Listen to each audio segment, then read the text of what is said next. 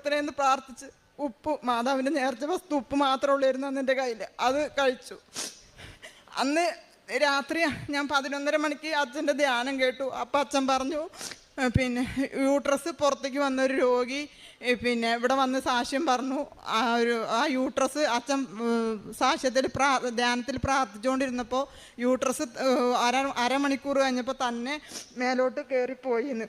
അപ്പോൾ യൂട്രസിന് പ്രോബ്ലം ഉള്ളവരെല്ലാം അടിവയറ്റിൽ കൈവച്ച് പ്രാർത്ഥിക്കണം എന്ന് പറഞ്ഞു.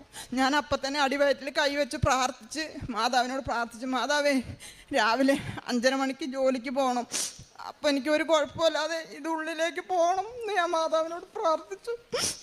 രാവിലെ ഞാൻ എണീച്ച് ബാത്റൂമിൽ പോയപ്പോൾ എനിക്കത് ഞാൻ പിന്നെ കണ്ടതേ ഇല്ല. രാത്രി ഒരു കൈയിൻ്റെ അളവിൽ പുറത്തേക്ക് വന്ന് ഇത് രാവിലെ നോക്കിയപ്പോൾ ഒരു കുഴപ്പമില്ലാതെ മേലോട്ട് കയറിപ്പോയി.